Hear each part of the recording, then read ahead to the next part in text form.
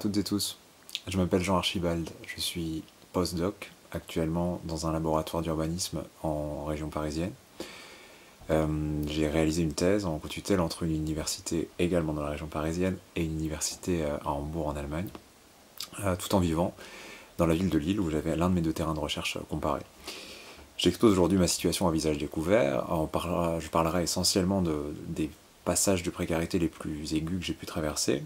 parce que ça va aujourd'hui plutôt mieux, et qu'en réalité, comme c'est le cas pour beaucoup de mes camarades qui sont dans ma situation ou qui ont pu être dans des situations comparables, les plus précaires sont souvent les moins enclins à parler des difficultés qu'ils traversent. Par souci de ne pas s'exposer à diverses formes de représailles et autres critiques et dépréciations que ce genre de mobilisation pourrait engendrer, et aussi par souci de ne pas trop individualiser les situations pour pas trop personnaliser ces questions-là qui sont un problème systémique qui touche toute l'université aujourd'hui en France, de manière plus ou moins aiguë selon les filières et les sections, mais qui est voilà, un souci général et qu'on ne veut pas individualiser. Pourtant, je trouve ça important de mettre un visage sur les chiffres de la précarité, et c'est pour ça que j'expose aujourd'hui une partie de mon parcours. Cela dit avec un faux nom, et donc en vous parlant essentiellement du passé, puisque c'est quand même par le passé que j'ai traversé une situation plus compliquée qu'actuellement.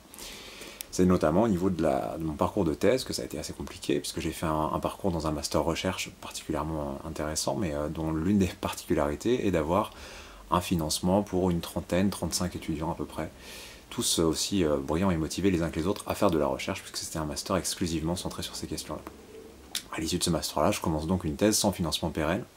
avec un financement d'aide à la mobilité essentiellement de 10 mois par l'Office allemand d'échange interuniversitaire, qui me permet de commencer cette thèse, mais sans certitude que la suite de ma thèse sera financée, et je vais passer l'essentiel de ces 10 mois-là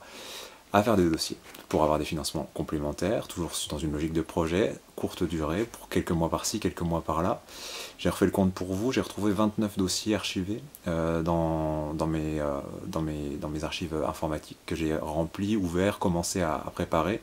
Parmi eux, 10 particulièrement ont représenté vraiment un lourd investissement de rédaction de projet de thèse, adaptation du projet de thèse aux exigences des différentes fondations, organismes susceptibles de le financer. Il y en a beaucoup en Allemagne, mais c'est toujours de la plutôt courte durée, avec toujours un travail spécifique de production de pièces, de rapports, de lettres de recommandation, à adapter à chaque fois, dans mon cas à faire corriger par un allemand de langue maternelle. Donc c'est plus d'une année à faire à quasiment mi-temps ce travail-là de production de dossiers, de production de rhétorique bureaucratique sur la valeur sociétale de mon travail et l'importance de le faire financer. Donc ça a été assez complexe, ça a finalement marché, j'étais financé sur l'ensemble de ma durée de thèse, mais toujours à des montants assez faibles, en l'occurrence aux alentours de 1000 euros, donc sans cotiser aux charges sociales ni rien du tout, en mode bourse. Pendant toute cette période-là, j'en suis venu à faire des vacations, je crois, dans la 3e année de thèse, pour avoir une chance ensuite en 4e année d'avoir un poste d'ATER, donc c'est de la science politique, je ne sais plus si je l'ai dit. Et donc pour avoir cette fameuse expérience d'enseignement nécessaire pour avoir une chance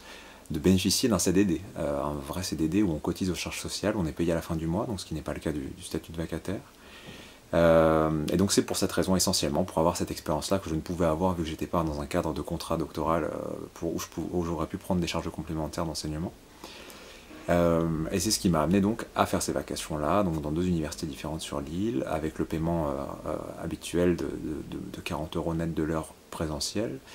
4,84 € salaire réel selon les études réalisées par nos collègues de Bordeaux. Donc c'est à la suite de ça que j'ai dégoté ce premier contrat d'ATER dans mon université de rattachement, qui m'a permis d'avoir ensuite 1 an d'aide au retour à l'emploi, d'allocation de retour à l'emploi, les allocations chômage, qui sont finalement le financement le plus pérenne, élevé, sans avoir de compte à rendre que j'ai eu sur toute cette période, puisque pendant mes 3 premières années de thèse, j'ai jamais été financé pendant plus d'1 an sans avoir à reproduire un dossier. J'ai eu d'abord 10 mois, 12 mois ensuite, puis une prolongation de 6 mois, puis une prolongation de 6 mois, avec à chaque fois des comptes à rendre, des rapports à produire, des faux chapitres de thèse à rédiger, pour faire croire aux fondations en question que j'étais sur le point de terminer la thèse avec cette impératif complètement délirant d'une production de thèse en 3 ans, ce qui en sciences humaines, quand il y a l'impératif de donner des cours, publier, participer, voire organiser des colloques, est purement et simplement impossible à réaliser. Voilà, je termine finalement une thèse en 5 ans, suivi d'une demi-année de chômage avant de redémarrer ce postdoc actuellement. Je m'engage dans une période là où, en termes de revenus, comme de capacité à me projeter dans l'avenir sur les revenus qui s'annoncent, est plutôt finalement moins précaire et angoissante que celle que j'ai pu traverser. Et voilà, avec tout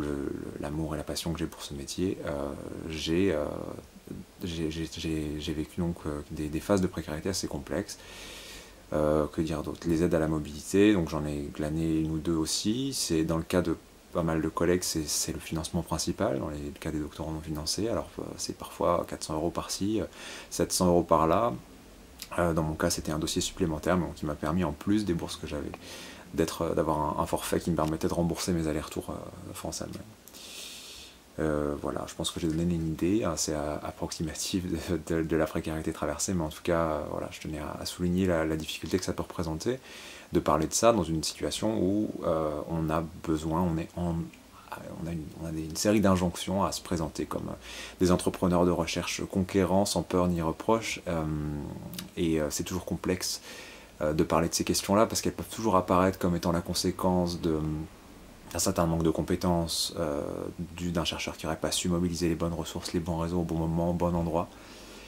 alors qu'en réalité, on a affaire à un phénomène endémique, systémique, qui concerne tout le système de l'université publique en France aujourd'hui, dans les sciences humaines en particulier, mais au-delà également.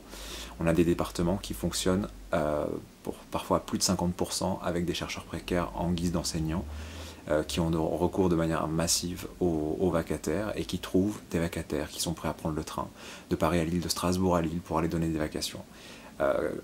Quitte à perdre de fait de l'argent ou à en gagner extrêmement peu uniquement pour avoir cette expérience-là, qui peut nous être reprochée une fois qu'on est devant un jury de sélection. Si on a passé plus d'un an et demi à ne pas donner de cours, eh bien on est considéré comme en phase de quitter le système universitaire. Et donc il est devenu comme allant de soi qu'il faille donner des cours en situation de vacation. Voilà, tout un tas de choses qui font que malgré l'indignité de ce statut-là, encore des dizaines, des centaines de personnes sont prêtes à exercer dans ces conditions, et il faut impérativement que ça change. Je vous remercie.